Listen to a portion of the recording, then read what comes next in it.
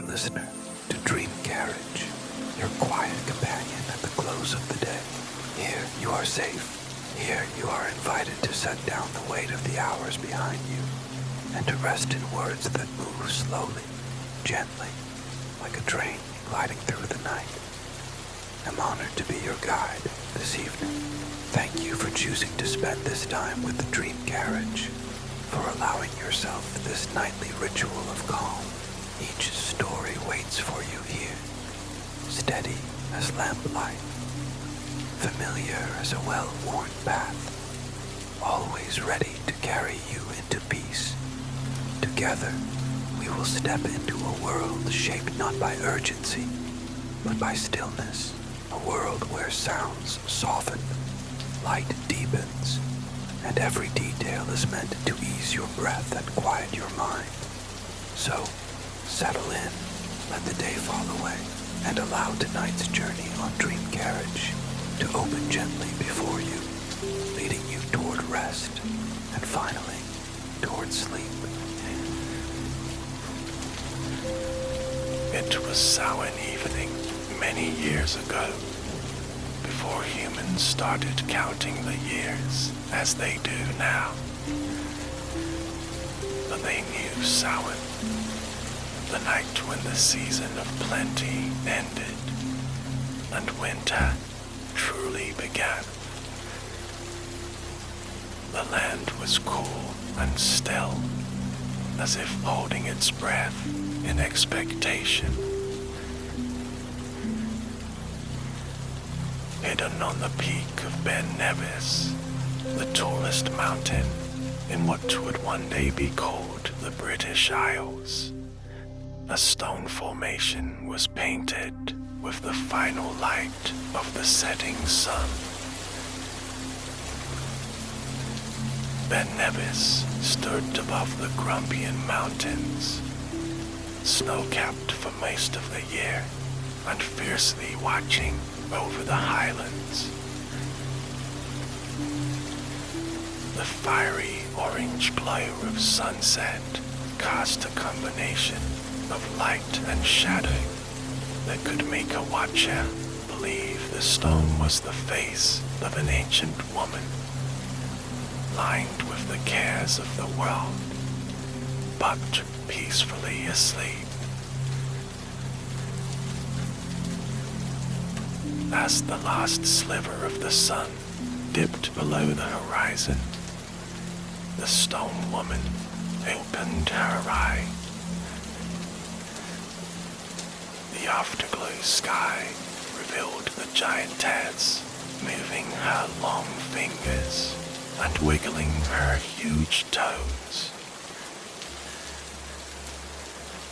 A cool wind blew, and the sound of her waking movements was like that of an avalanche. She moved slowly and carefully, relishing in movement after so many months of stillness.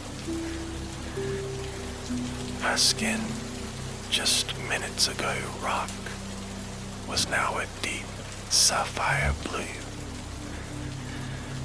Her hair, which could have been mistaken for snow, was revealed to be white, wild, and long. She wore grey robes and had a grey cloth tied across her face as an eye patch, for she sacrificed the eye to create the moon long ago. Her face was stern, but not unkind. It was a face that had witnessed the lands rising from the ocean, and the first apes discovering fire. The old giantess had many names. The Storm Hag, the Queen of Winter, the Crone, just to name a few. But her daughter knew her as Mother Beira. She was fully awake now, her limbs warm and movable again, with no trace of stoniness about them. Her first thought was of her daughter, that she would have to wait for the sweet moment of reunion. There was work to do.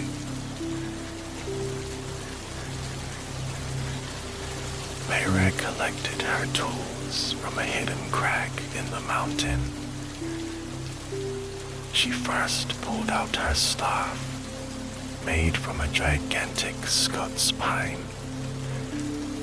It would bring the frost of winter and freeze the ground with each step she took. The next item to emerge from the crag was a basket woven from young sapling trees. In it, Mayra carried a huge hammer. It had an oak log for a handle and the hardest iron for the head. Finally, she pulled out a great grey plaid, dirty from months of sitting in the crag. Her tools collected, Mayra turned her head and made her way west. She arrived in very little time, for Mayra was a giantess and could cross all of what would one day be Scotland in a few long strides. On the west coast, she came to a part of the sea dominated by the Corrie-Vrecken whirlpool. She lowered her huge body into the sea, not at all bothered by the freezing temperature. Mayra got to work washing her great plant in the whirlpool. Her hands dunked and rubbed the cloth in the churning water, and she hummed gently to herself a song that the wind taught her. The whirlpool was her cauldron, her wash tub, and her source of magic. For 3 days, she washed without pause, bringing about rough waves and fierce storms. The storms traveled across the land, bringing rain, sleet, and winds.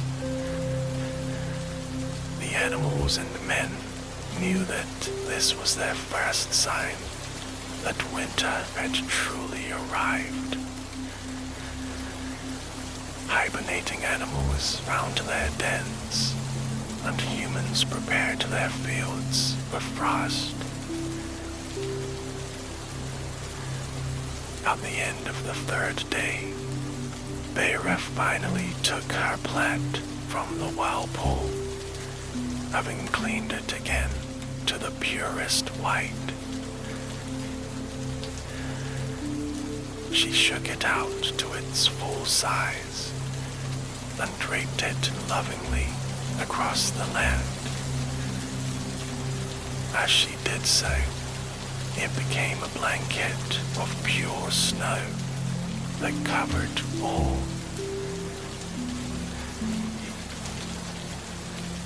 Mayra spent the following weeks tending to her herd of red deer. This was no ordinary herd of deer. The animals were large, and the herd counted in the hundreds, each one with a vibrant coat, and every male with a large set of antlers. They would only respond to Mayra, and no hunter ever sought to strike one down. Beira led them to secret patches of greenery to feed, and hidden, unfrozen rivers to drink. As she drove her massive herd before her, they created deep trails in the land. In this way, she created valleys and dells. She widened rivers, and her herd's hooves churned the earth of fertile fields. They ate any remaining green vegetation, and thus cleared the land for new growth in the spring. When she was not tending to the deer, Beira took her hammer and set about carving the land. She created mountains as her stepping stones, so she could more easily travel. Beira made hills to sit upon and see as far as she liked. Her busy hammer took the land that was flat and plain and transformed it into one that was varied and beautiful. While Beira shaped the land, she thought of how the next year when she woke from her own hibernation, there would be a host of new plants and vegetation littered across it. It was not her responsibility to create new life. That was the job of spring and her daughter's realm. She was winter, and her tasks were to shape the land while it was resting and asleep, to make the snow that would melt to water the land come warmer weather, and to keep the cycle of the year balanced with a period of restful stagnation.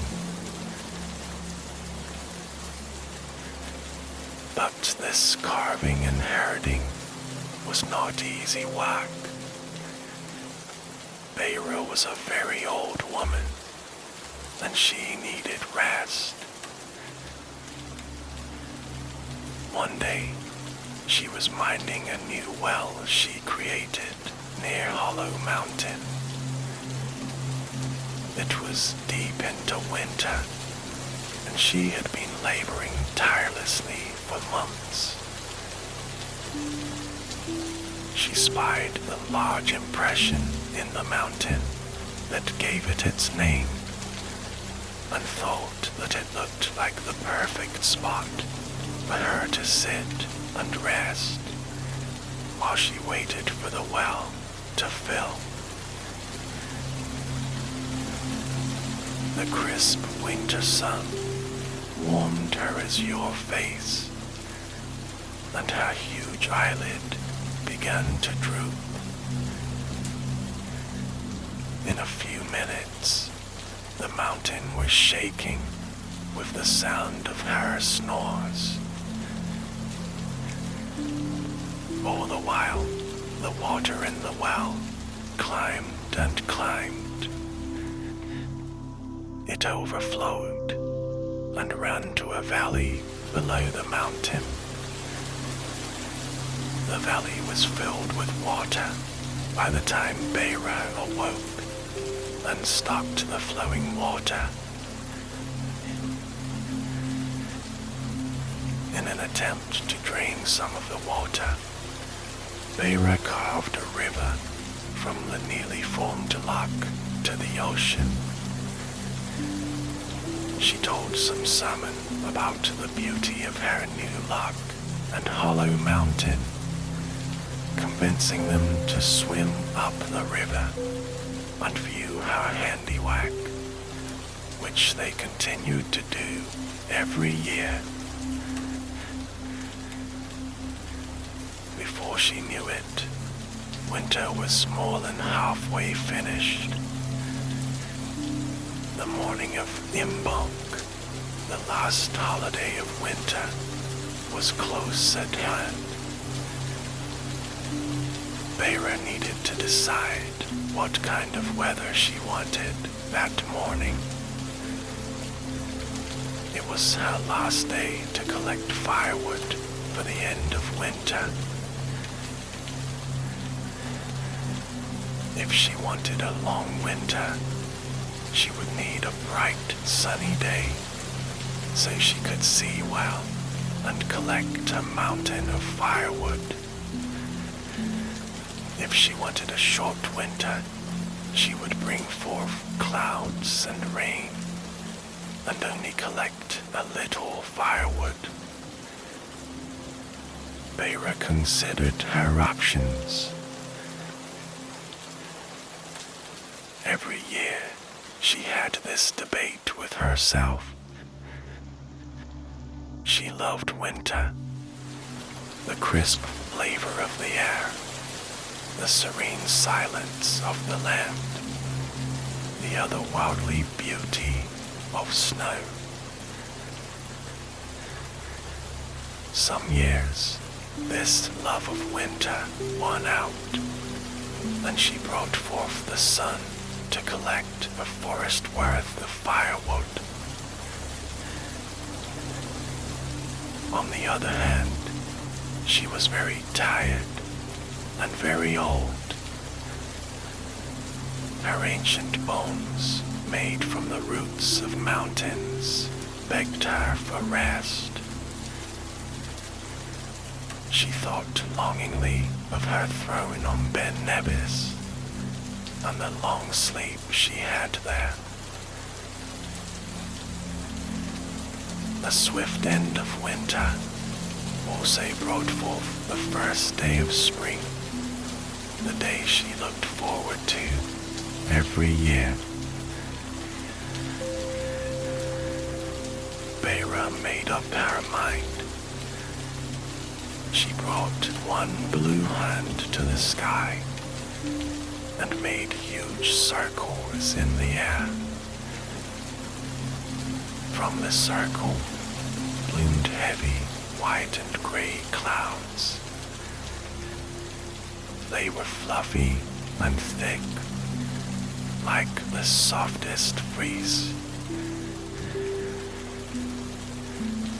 She spread them out along the sky, bringing them so low that they crowned every mountain and skimmed the top of trees. The sun started to rise, but its light was blocked thoroughly by the thick wall of clouds. Instead of sharp golden rays highlighting the land, the inky night faded gradually to a periwinkle dawn.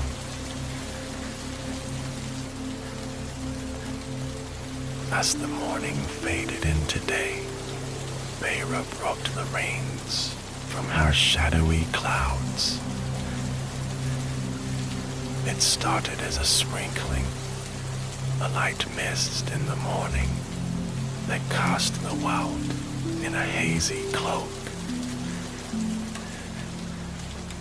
By midday, she had gathered her firewood and taken shelter beneath the great oak forest with the herd of deer.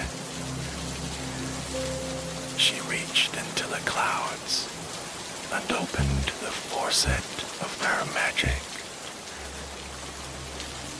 Rain poured out of the sky in a deluge. Creeks swelled, lochs climbed up their banks, and rivers began to roll. The water washed away any debris from winter and seeped deep into the soil, whispering gently to seeds buried there that it was nearly time. white snowdrop flowers appeared beneath the shelter of great trees in the coming weeks. They were joined not long after by daffodil shades growing in bright green clumps like long grass. Their white and yellow heads burst forth and turned to the sun, which was getting brighter and stronger with each passing day. Vera's great white plaid was becoming dirty in spots again as the snow melted. Birds were building nests and holding concerts in the forest at all hours of the day. Spring was coming. Vera saw that a herd of red deer came through the winter months, healthy and content.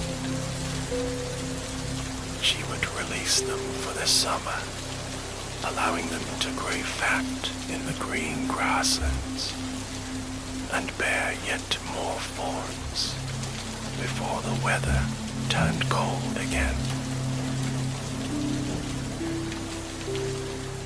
She moved her attention to her final tasks of the year. Pharaoh made sure that there was a plentiful level of snow on the mountain, knowing that the snowmelt would water the lowlands for the following season. She whipped up windstorms to spread dormant seeds around the land, making sure that they landed in the perfect spot to be germinated come spring.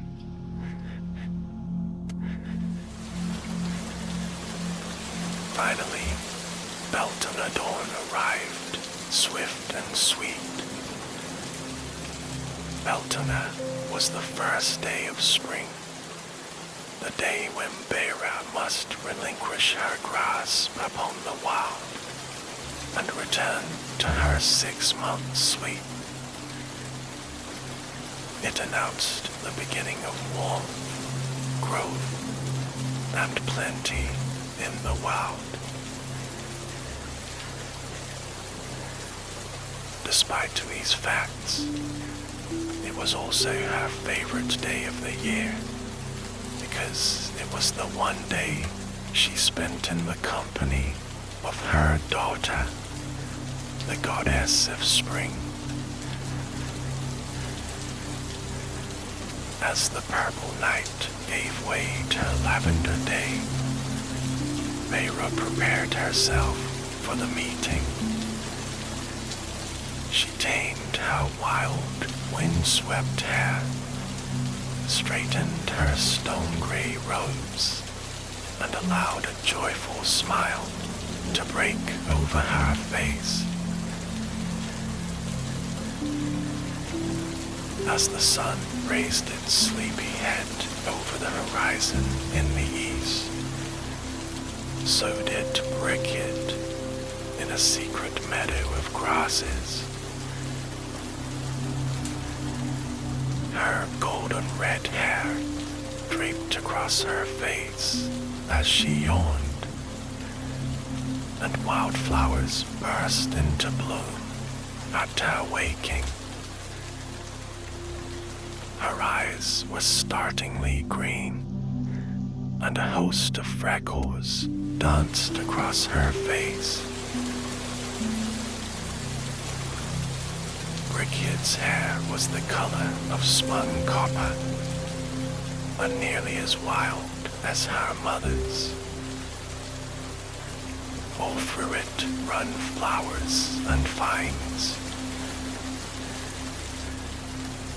Her simple dress was pale linen, mocked with grass stains and fresh air.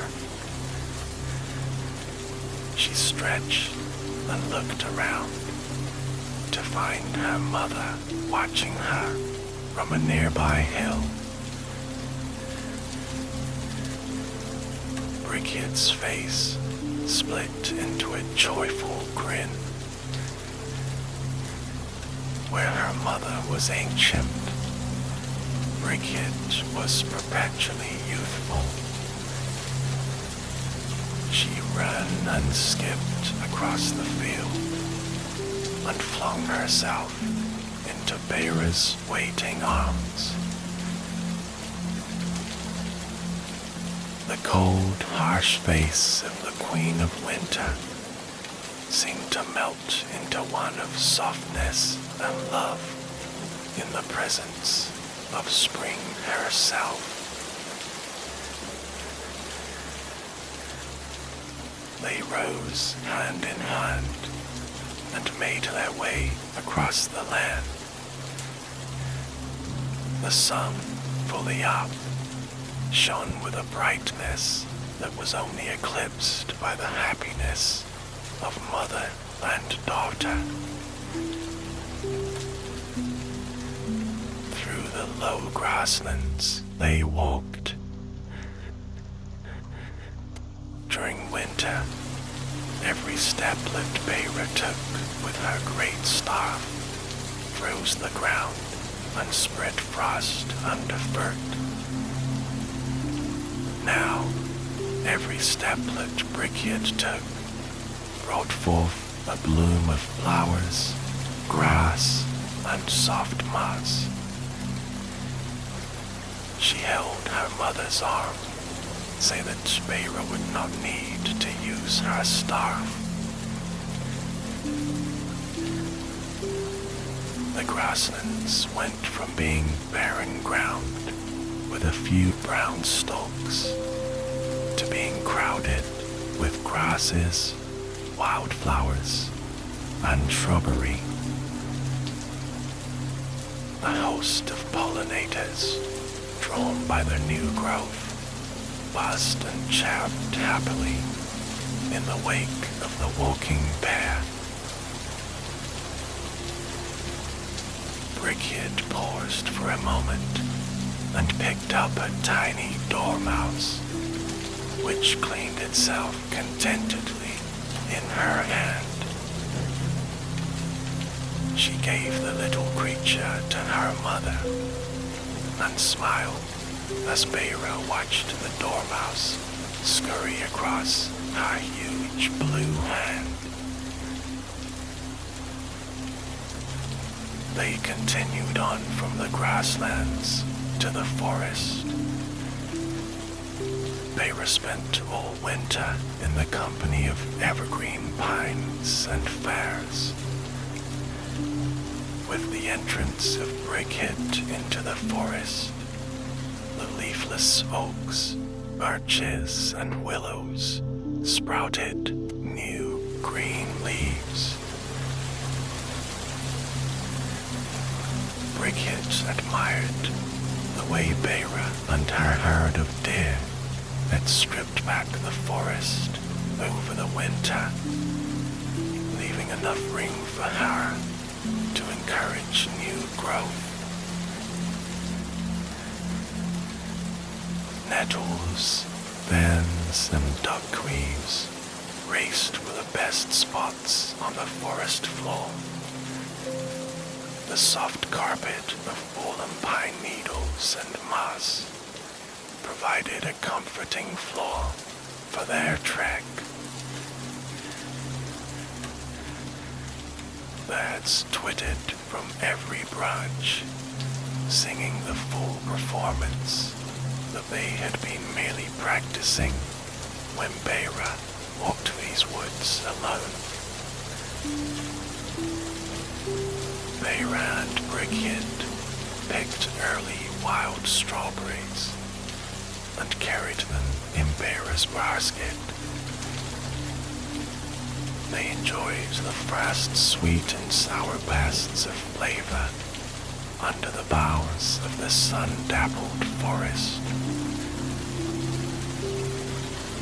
Beira relayed stories of mischief that her deer got up to while Brickhead slept. her tinkling laughter was even more lovely than the bird song.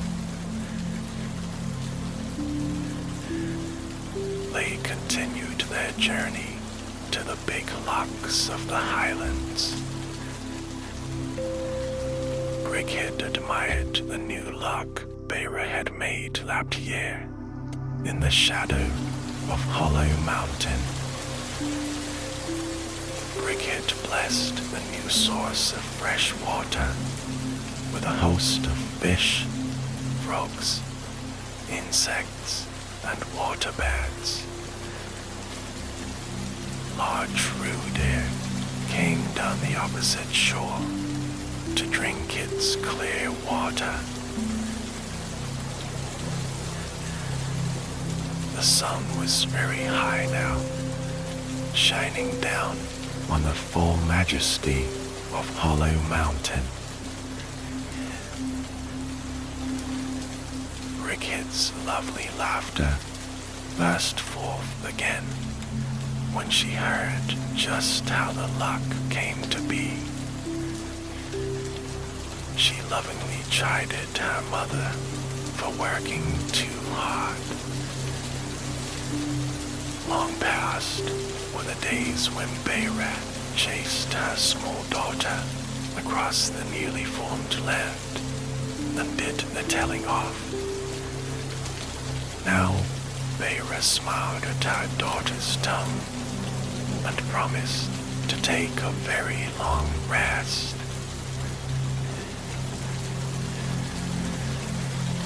Together, they climbed up Ben Nevis to the tucked-away spot where Beira's mountain throne lay waiting.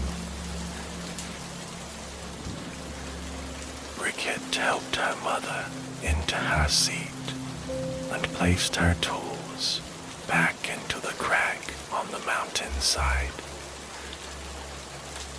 She clucked her tongue at Beira's great plant, once again brown and gray with dirt. Brigid then sat near the foot of Beira's throne and rested her head on her mother's knee. Their journey had taken most of the day, and now the sun was dipping low in the western sky. Beira closed her eyes for a moment, feeling the combined warmth of the sun on her face and her daughter's head on her knee. She worked as hard as she could for the continued health of the land she loved and helped create all winter. Her payment was this one day when winter and spring were together. She loved witnessing her daughter waking up again after a winter of hibernation. She reminded Beira of when she was just a little child goddess waking from a nap. Beira always felt safe leaning on the arm of her daughter as they took their walk through the wild, sharing stories and observing the beginnings of spring.